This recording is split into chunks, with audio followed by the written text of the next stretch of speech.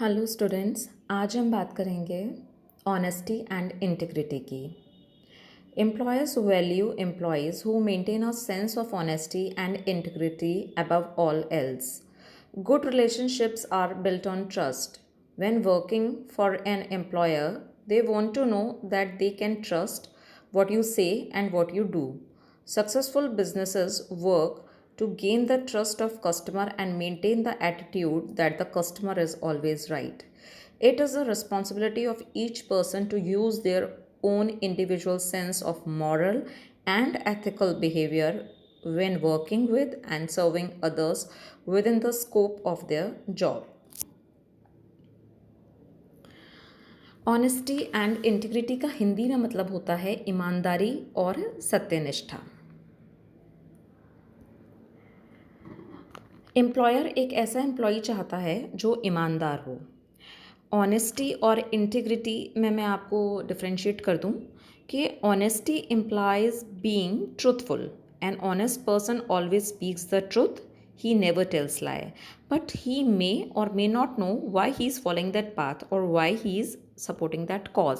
मतलब एक ईमानदार आदमी हमेशा सच बोलता है, वो कभी झूठ नहीं बोलता, लेकिन कई बार वो रीज़न जानता है और कई बार वो नहीं जानता कि वो सच क्यों बोल रहा है।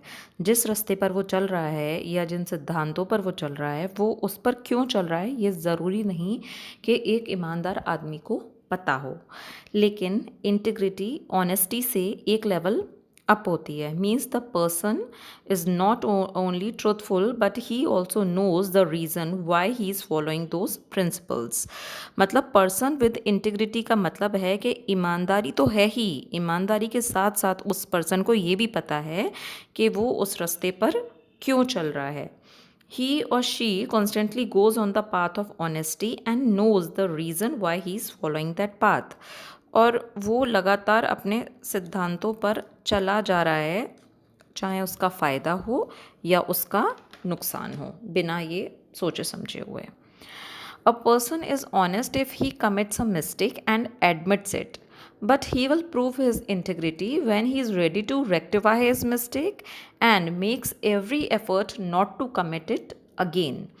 एक पर्सन ईमानदार है अगर वह गलती करता है और अपनी गलती मान लेता है, लेकिन वह अपनी इंटीग्रिटी तब प्रूव कर पाएगा जब वो अपनी गलती सुधारे और हर मुमकिन कोशिश करे कि उससे वह गलती दोबारा ना हो।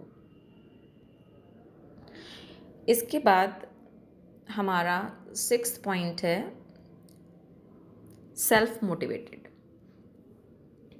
Self motivated employees look for employees who require little supervision and direction to get the work done in timely and professional manner. Supervisors who hire self-motivated employees do themselves an immense favor. For self-motivated employees require very little direction from their supervisors. Once a self-motivated employee understands his or her responsibility on the job, they will do it without any prodding from others. Employees can do their part by offering a safe, supportive work environment that offers employees an opportunity to learn and grow. Working in a supportive work environment and taking the initiative to be self-directive will provide employees with a better sense of accomplishment and increased self-esteem. अगर हिंदी में कहें self motivated तो मतलब स्व प्रेरित, मतलब खुद से ही मोटिवेटेड रहने वाला, खुद से ही मोटिवेटेड होने वाला। Means motivated to do or achieve something because of one's own interest or enthusiasm without needing pressure from others. Self motivation is the force which makes you achieve more. Motivation का मतलब होता है खुद से प्रोत्साहित होना, खुद को मोटिवेट करना ही सेल्फ मोटिवेशन होता है। एम्प्लॉयर एक ऐसा एम्प्लॉय चाहता है जो खुद से ही मोटिवेटेड हो, जो जैसे सिर्फ डायरेक्शन देनी पड़े और काम टाइम पर हो जाए। सेल्फ मोटिवेटेड पर्सन हमेशा अपनी जिम्मेदारी समझता है।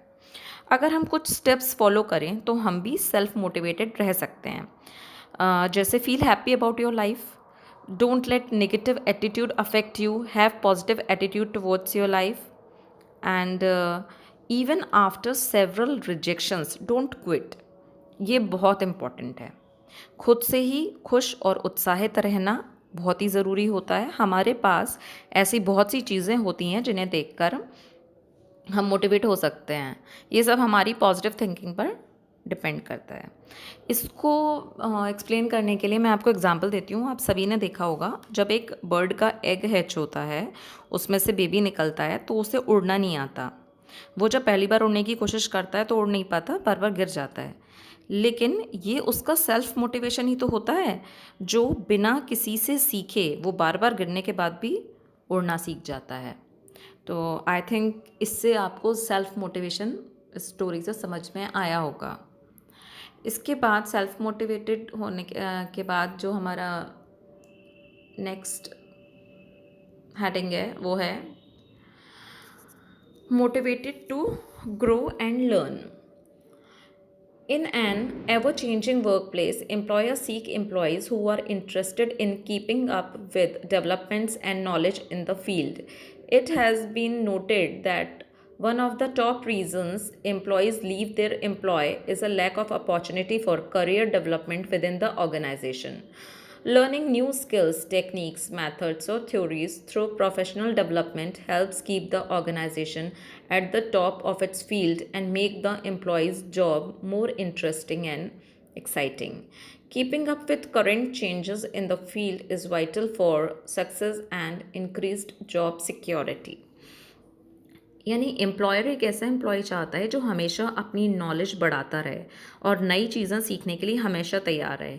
नई चीज़ें सीखना बहुत ही इंटरेस्टिंग होता है, साथ ही वो कंपनी के और ख़ुद एम्प्लॉय की सक्सेस के लिए बहुत इम्पॉर्टेंट होता है कि एम्प्लॉय नए स्किल्स, नई टेक्नोलॉजी, नए मेथड्स सीखे और ख़ुद को अपडेटेड रखे।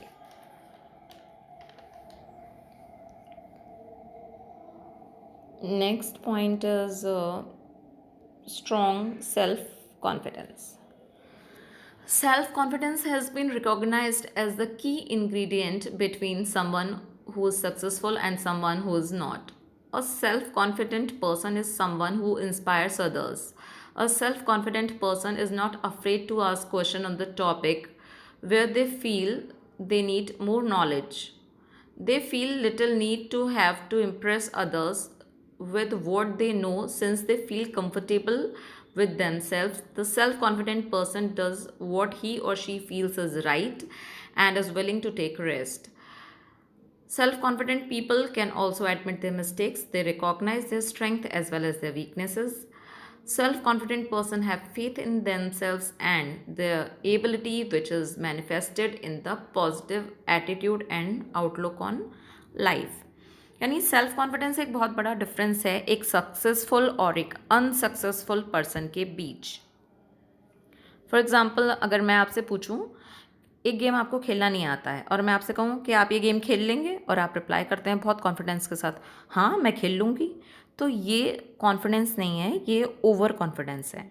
हाँ, अगर आप ये रिप्लाई करें, हाँ मैं कोशिश करती हूँ सीखने की, फिर मैं खेल लूँगी, तो फिर ये कॉन्फिडेंस है। तो it should be very clear कि कॉन्फिडेंस और ओवर कॉन्फिडेंस का डिफरेंस जो है वो आपको बहुत क्लियर होना चाहिए कि कई लोग अपना लॉस कर देते हैं ओवर कॉन्फिडेंस में। तो और जो कॉन्फिडेंस है आपके अंदर वो सही है या नहीं, ये जानना भी आपको बहुत ज़रूरी है। तो वो आपको कैसे पता चलेगा? एक तो कॉन्फिडेंस आने के लिए किसी भी काम में आपको जुनून की ज़रूरत होती है। जब तक आप पैशनेट होकर कोई काम नहीं करेंगे तब तक आप कॉन्फिडेंस लेवल अचीव नहीं कर पाएंगे। पैशनेट होने का मतलब होता है कि खुद में ही ठान लेना कि कोई भी प्रॉब्लम आए पर मैं ये काम कर जाऊंगी। प्रैक्टिस से कॉन्फिडेंस आता है। जितना ज़्यादा आप प्रैक्टिस करेंगे उतना ही ज़्यादा आपको वो काम आएगा और आपका कॉन्फिडेंस खुद ब खुद बढ़ जाएगा। ये आप लोग अगर अपनी पर्सनल लाइफ में देखें तो ऐसा आपके साथ भी हुआ होगा कई बार। आपने एक बार काम किया, उसके बाद जब वो काम आप दोबारा करते हैं तो आप उसको थोड़ा, आपका कॉन्फिडेंस लेवल बूस्टअप हो चुका होता है। और जब अगर वो काम आपको तीसरी बार करना पड़े तो आप बहुत ही कॉन्फिडेंट हो जाते हैं कि हाँ मुझे काम आ गया है, मैं ये अच्छे से कर दूँगी।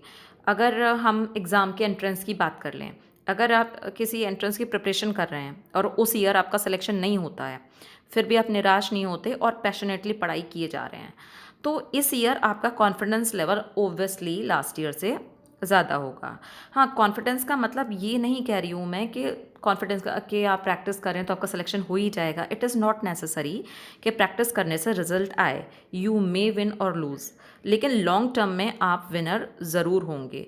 ज़रूरी है सही डायरेक्शन में चलते रहना। जब भी आप कोई काम स्टार्ट करें या कोई पर्टिकुलर बिजनेस स्टार्ट कर रहे हैं या ब्रांच चूज़ करने की बात है या कोई भी डिसीजन लेना है आपको, तो कभी भी आप किसी ऐसे पर्सन से सजेशन ना लें जो जिसको उस पर्टिकुलर फील्ड में नॉलेज नहीं है। क्योंकि कई बार लोग अपने गैसेस, उनको ऐसा लगा, उसमें ही आपको सलाह देते रहते हैं। तो ये आपकी भी गलती है अगर आप ऐसे पर्सन से सजेशन ले रहे हैं। सजेशन लेना चाहिए, मैं ये नहीं कह रही हूँ कि आपको सजेशन नहीं लेना चाहिए, लेकिन सजेशन आप उससे लें जो उस फील्ड में मास्टर है, जिसको खुद उस फील्ड में काफ़ी आता है। कई बार हमें सजेशन लेने के लिए उस पर्सन से मिलने की भी ज़रूरत नहीं होती है।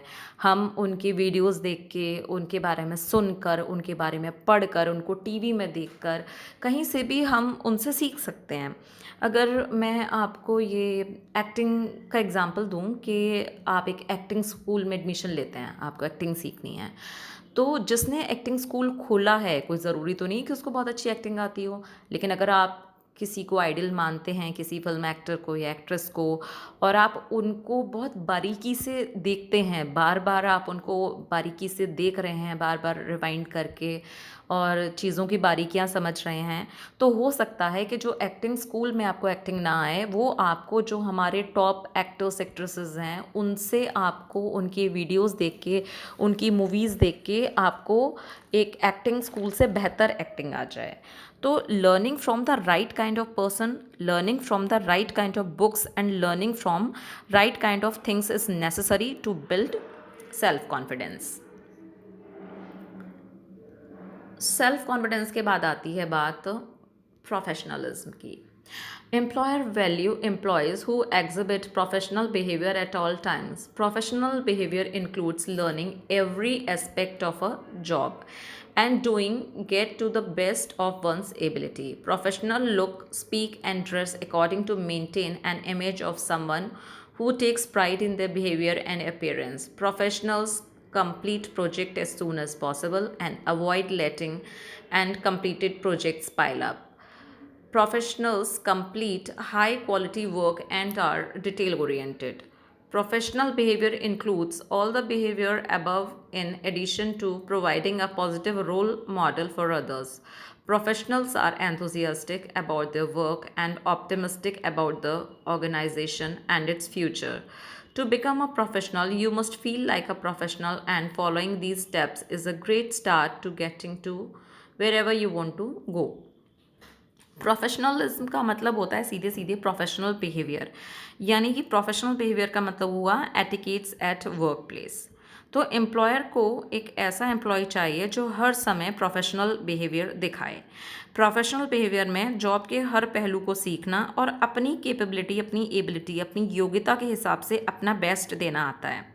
प्रोफेशनल बिहेवियर में ये भी आता है कि आप अपने कोवर्कर्स के साथ और अपने क्लाइंट्स के साथ कैसे पेश आ रहे हैं। आपने जैसे भी कपड़े पहने हुए हैं, जिस तरीके से आप बातचीत करते हैं, जो भी आपका प्रोफेशनल लुक, जो आपका गेटअप है फ्रॉम हेड टू टो, आप जैसे ड्रेसअप हैं, ये सब भी आपके प्रोफेशनल बिहेवियर में आता है। जल्दी से जल्दी मिले हुए प्रोजेक्ट्स को कंप्लीट करना और कोई काम पेंडिंग ना छोड़ना ही प्रोफेशनल बिहेवियर की पहचान है। कुछ एसेंशियल एलिमेंट्स की अगर मैं बात करूं प्रोफेशनल बिहेवियर में, तो they will include knowledge and skills about the field. इसके साथ हमें प्रोफेशनल कम्युनिकेशन और रिलेशनशिप स्किल्स भी आने चाहिए। वर्क एथिक्स और प्रोफेशनल एथिक्स भी उतने ही इम्पॉर्टेंट हैं। अगर मैं ट्रेड्स की बात करूं कि there are 6 traits of professionalism. Be the best, be dependable, be a team maker, be respectful, be ethical, be positive. Role model भी होना चाहिए आपको दूसरों के लिए। To be a professional you should feel like professional, वो feel भी आना चाहिए। जब आपका ड्रेसिंग सेंस होगा, ये क्वालिटीज़ होंगी, और आप जब फील करेंगे तो ओब्वियसली ये सारे टिप्स फॉलो करके आप अपनी जॉब की एक अच्छी शुरुआत कर सकते हैं, और जहाँ आप जाना चाहते हैं, आप जो मुकाम हासिल करना चाहते हैं ज़िंदगी में, वो आप ज़रूर कर पाएंगे। इसके बाद प्रोफेशनलिज्म के बाद हम बात करते हैं लॉयल्टी की। Employees value employees can trust and who exhibit their loyalty to the company. Too late in workforces has been taken on a new meaning. Gone are the days when employees plan on starting out and retiring with the same company. It is said that the most people will hold between 8 to 12 jobs throughout their career. What does this mean in the term of loyalty in today's workforce? Companies offering employees growth and opportunity will ultimately gain a sense of loyalty from their employees. Employees today want to feel a sense of satisfaction in their jobs and will do a good job when they feel that the employer is fair and want to see them succeed. Although this may mean only staying for 5 to 10 years in a position, employee can offer loyalty and make an important contribution during their time with the company. यानी employer एक ऐसा employ चाहता है जिस पर वो भरोसा कर सके. लॉयल्टी का मतलब है कि आप जिस जगह काम कर रहे हैं उस इंस्टीट्यूशन या उस कंपनी के लिए आप वफादार हैं. लेकिन अब वो दिन चले गए जब एम्प्लॉई उसी कंपनी से रिटायर्ड होने का प्लान करें जिस कंपनी से उन्होंने जॉब की शुरुआत की थी. एक एम्प्लॉय भी ऐसी कंपनी में जॉब करना चाहता है जहां उसे जॉब सेटिस्फेक्शन हो, एम्प्लॉयर भी उसके प्रति फेयर हो और एम्प्लॉयर भी एम्प्लॉय को सक्सेसफुल होते हुए देखना चाहे. आजकल के टाइम में तो कंपनीज फीडबैक भी लेने लगी हैं. Companies today encourage employee feedback and employees opportunity to lead in the area of expertise. This gives employee a great sense of satisfaction and a sense of control over their job.